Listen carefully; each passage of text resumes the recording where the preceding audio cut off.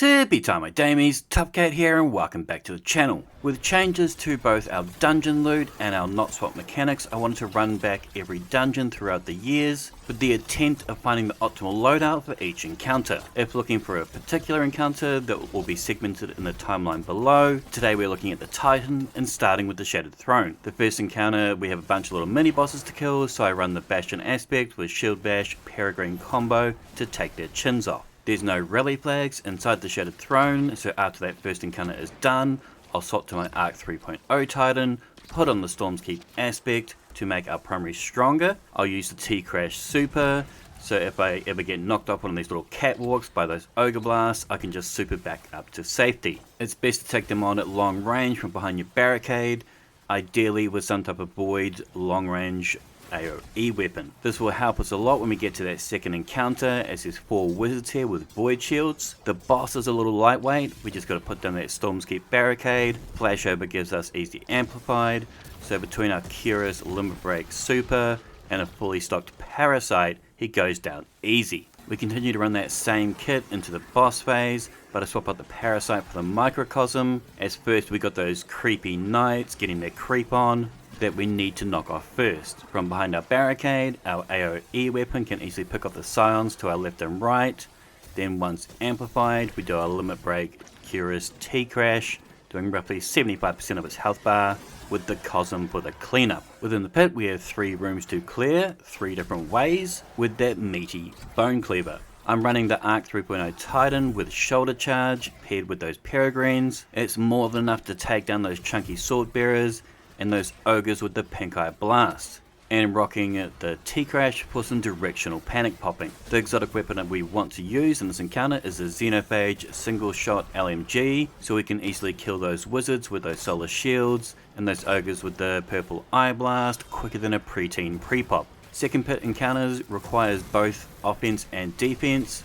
Burst supers like the T-Crash are great, as we still need to operate mechanics. You need to kill multiple yellow bar knights, so we want a special weapon like a glaive, fusion or shotgun to take care of them, ideally something with a built-in reload mechanic. I run the Thunderclap with the Interminable Skull Fort, as often we get swamped on the plate, like it's a 1v50 Bukkake party. The clap has immense damage resist whilst winding it back, and we're going to heal ourselves on those kills. The exotic weapon I really like for this encounter is the Gavostov. From the plate, those Hive can often be positioned behind rocks, so we won't be able to see them all from the plate. This picks them off nice and easy, so we can rotate back off the cap point. I like rockets and LMGs in that heavy slot to try and shoot the knights up the top there. You want to get rid of these as fast as possible. If they stack up, they'll just boom boom all over you.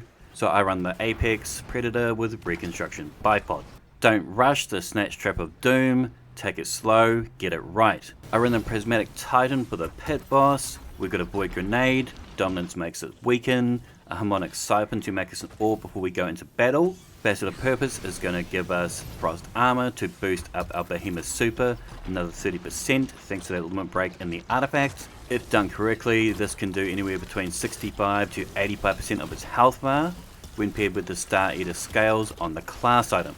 The second perk I want on my exotic Bumtail is the Eternal Warrior. This will give us a tier 4 stasis surge for 30 seconds, so we don't need to worry about scampering around for orbs of power to give us surges. I have the Wither Horde in the top slot for some good tick damage, and I pair that with the Stasis Chill Inhibitor. The role I like for this encounter is the Ambitious Arsenal with Bait and Switch, so we can do a damage rotation between 3 weapons, then cycle back and our Stasis GL should be reloaded for us.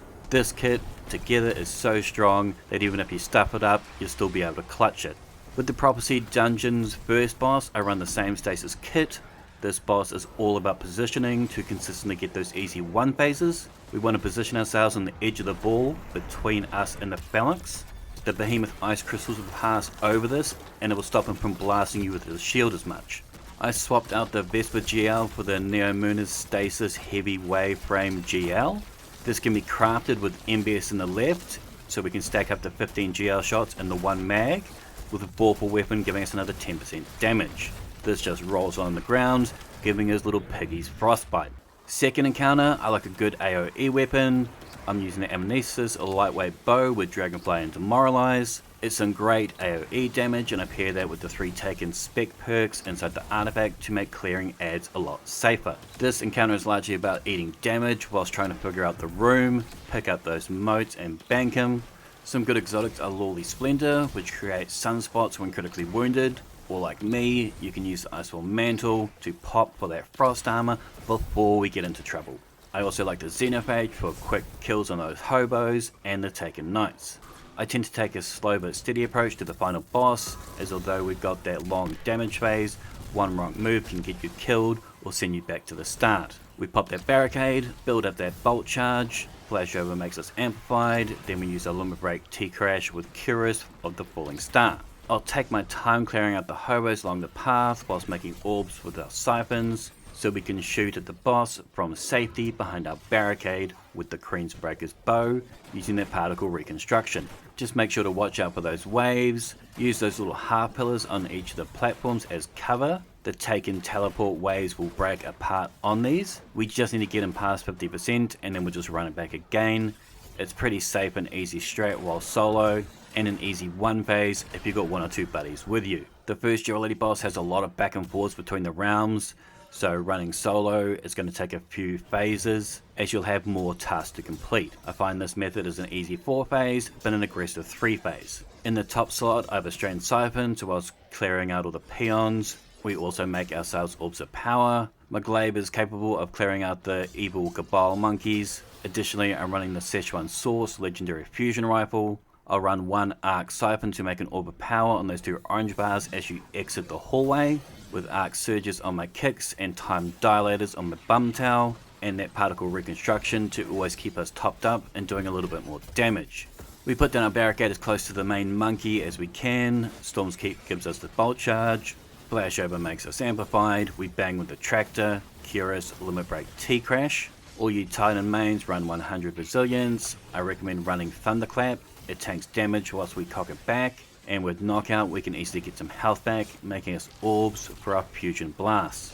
The reason this takes so long when solo is we burn 10 to 15 seconds getting back to that bell, but if you've got a fire team, it's a simple Jack 1 phase. Our second encounter is a race against the clock, so any type of movement tech is good here.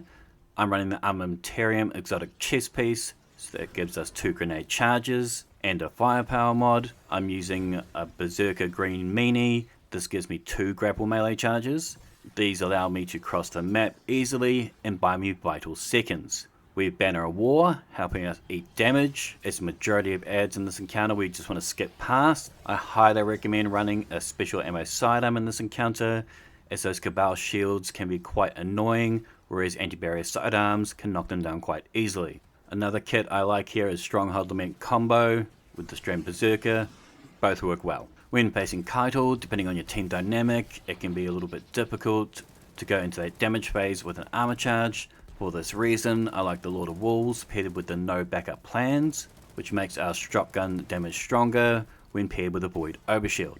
We plant down that rally barricade, stand behind it. Bastion's going to give us that overshield. We hip fire him in the face. This gives us a massive damage increase with the Lord of Wolves, and with the Catalyst it's going to build up Scorch stacks that ignite. Twilight Arsenal Super is good burst damage and it'll weaken. I use this on the second barrel with ×3 Dilation and ×2 Solar Surges to boost my Solar Heavy. I'm quite fond of the Massilian with both MBS and Vorpal Weapon, allowing us to hurl 14 rapid fire rounds into his face.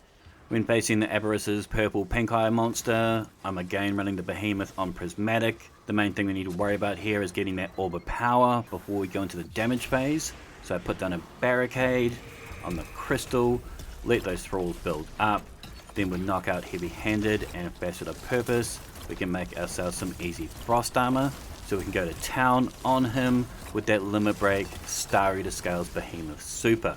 We pair that with the Eternal Warrior, boosting our stasis weapons with the Wither Horde Chill Inhibitor combo. We can squeak 1 or 2 rotations with it. If solo, this will consistently do between 55 to 70% of his health bar. With a fire team, it's an easy 1 phase. The second encounter is again a movement tech encounter, so we're back on the Berserker with the Armamentarium for the double grapple melee. with the Banner of War for some DR, which is going to make our sword stronger. The one I've been favouring of late is a Slammer from our GMs. Mine has both Cold Steel and Eager's Edge. This Cal is easier than the Ogre. This boss might shoot back at you, but it's no Pink Eye Blast. Our Storm's Keep Barricade sucks up a lot of the damage, both from the boss and the Fallens on left and right. Flashover gives us the Amplified with the Limit Break, Curious, T-Crash. We bounce back off him to behind our barricade, where we blast away at him with that Particle Queensbreaker combo. This encounter is easy to stack up an armor charge. I got the Thunderclap and 3 heavy-handed mods. They will proc every 1 second thanks to our knockout aspect. With ×3 Arc Surge mods and ×2 dilations, this gives us 15 seconds to install our engrams into that crystal, whilst giving us 30 seconds worth of surge for the damage phase, making it an easy 2-person 1 phase. First third of Spire is largely movement, so again I got the Armamentarian double grapple Banner of War combo going for us. I like the Xeno to both shoot the Cyclopses and the Hydras from a safe distance. Titans are probably one of the weakest characters in times past against this Harpy. I'd love to hear how you guys do it. As for me and my fire teams, I always seem to struggle to get the 1 phase for this encounter. I use the Appentance Stasis Trace Rifle with both Slide Shot and Killing Tally. It's good for shooting those nodes, and decent at destroying those eyes, initiating the damage phase. We then bang him with the Withering Gaze shot from my Locust sidearm to debuff, then rail on him with a ×3 Arc Surge with Particle Queensbreaker, then fly in with Curious, Limit Break, T-Crash action for its simple 2 phase. But honestly, I would love to get that 1 phase. I love this turkey, he's aggressive. I run the Prismatic Twilight Arsenal with the Star Eater Scales bonus, with the second half of my damage coming from the Eternal Warrior to give me that tier 4 Void Surge for 30 seconds. This allows me to take full advantage of the joke that became meta, the Edge Transit, with massive mag dumps thanks to Envious Assassin and Bait and Switch. Before we pop, you can use Facet of Courage, where we debuff by darkness damage. In my case this is a Stasis Grenade to buff our Void Super by another 10%. Depending on your team, this can be a solid 1 phase. If he's not, he'll be close. I would suggest running a hands-on mod with heavy-handed and knockout to help us boost towards that second super quickly. Ghost is one of my favorite dungeons. We kill ogres, find the symbol, 3 waves of adds, of which will be filled by many solar shield wizards. This is what I believe the Ariana's Vow is the optimal weapon for this encounter, as when we break those solar shields, it's going to instantly trigger an ignition that both kills the wizards and those little acolytes around it. The first troop movements here have wizards. We then have an Acolyte Dense round, of which I use the LMG to clear, with a 1 and done super like the T-Crash to that Hive Guardian wannabe. The worst thing you can come across here is those Arc Moths, so we can eat some damage when killing en masse when going for the bank. I like the Skull Fort Thunderclap combo, it clears quick with a little bit of damage resist. With the second boss, the 1 phase is definitely possible. You're going to want one teammate with an Arbalest to break that shield off the break to get that real damage done faster. I'm again running the Arc 3.0 Titan with Flashover, Storm's Keep, Limit Break, Curious of the Falling Star T-Crash for that beefy burst damage, allowing us to get to our weapon damage quicker. If you have 3 people running swords, this is a 1 phase. Unfortunately I only had 2 here. I'm running double swords, so I can't use that glaive in the top slot. Otherwise I technically have no melees, and I want my melee so I can use knockout and heavy-handed to build up my arc surge for my weapons. So I've used my Appentance, but you do you. This way I can use the arc lightweight Wolfpack rounds ergo sum. This is going to buff all my fire team members with Wolfpack rounds on their legendary swords. I personally like the Gold Tusk X Hunter Sword. Now all classes can use this. It's got super rapid attacks that make Relentless and Whirlwind Blade easy damage. What was once one of the more annoying dungeon bosses with massive amounts of health has been trivialized thanks to the season's artifact of Limit Break, T-Crash combo and Particle Queensbreaker combo. When we're in a damage phase, before we pop a super, we aim down sights with our Locust to proc that Withering Gaze, debuffing the wizard by 15% before we pop our super. It's quite a good weapon in this encounter, as most of the other weakening apparatuses might be harder to utilize, being that she's skybound and likes to move her hips like she's doing the goddamn Macarena. Once tagged though, we laser her in the face with our linear. We can eat a lot of damage thanks to that Storm's Keep barricade, giving us bonus DPS and bonus damage resist. I'm running a similar Arc 3.0 Titan inside Warlord's Ruin. I'm again running their Penance with Slide Shot killing Tally to make quick work of those eyes, both around my cage and my allies. That might need your help in those other kink cages. We put down the barricade as close to him as possible, build up my bolt charge, get amplified, then limit break T-crash the hell out of him. Then I swap to my Urgo-san walk back round sword, one quick heavy, then back over to my Hunter's Goltar sword, where we continue to wail on him. If we cap both points, we get a stronger damage phase, and if allies are also using the swords, the one phase is on. For the second boss, I'm again using that Twilight Axe with the Star Reader scales. You're going to want to save an Acolyte or two where you intend to start the damage phase. This way, knockout and heavy-handed, we can make ourselves an Orb of Power to give me that Void Overshield, thanks to your Bastard of Purpose. This will make that limit break buff for us, giving us another 30% super bonus damage. Before you yeet it, throw out a stasis grenade, so with Facet of Courage, this will again boost our super by another 10%. It's important if you got that burst damage super to utilize it on the first plate. Hopefully by the time you get around to the fourth plate, you'll have another super. If you have a teammate who has a well or a tether, we often get them to utilize that on the second damage plate. This way all your fire team can maximize their weapon damage, and we'll be able to utilize those orbs it makes. I don't however need these orbs to push out my damage, as I'm running the Eternal Warrior, which gives me 30 seconds Tier 4 Void Surge. This way we can abuse their Edge Transit with Envious Bait and Switch combo. With 4 damage plates, we'll be able to empty our entire reserves with ease. If you want to run an additional surge, I would maybe use it on your secondary weapon. I like the Szechuan Source Legendary Confusion Rifle. Fusions are the best weapons to build up your super bar during a damage phase. Give me a second Twilight Arsenal to clean it up one phase. The Taken Meatball is fairly easy to shoot crits, so linears this season are pretty hot. You just need to make sure you're actually grouped up with your allies, so he's looking straight at you. Make sure you got a Void Resist on and pair that with a Queensbreaker T-Crash until he sucks into himself. How quick you do this encounter is predicated on your allies, as there are multiple things that need capping, but as long as you get your caps, your cleaners clock pretty consistently. Vesper's first encounter is less about doing it well, more about learning it. I'm just running my Armamentarium with double grapple Banner of War, allowing me to move around the map nice and easily, reading mechanics and doing mechanics with a Xeno in hand to drop those yellow bars and mess up those brigs. When it comes to the bipolar servitor, Star Eater Behemoth or Syntho Behemoth is the way to go. I opt for the prismatic variant, this way I can use Weaken with Dominance, and I can also make myself Frost Armor to push out my super further with Limit Break. One of these supers roughly does 35 to 40% of its health bar. It varies as these servitors have different personalities every day.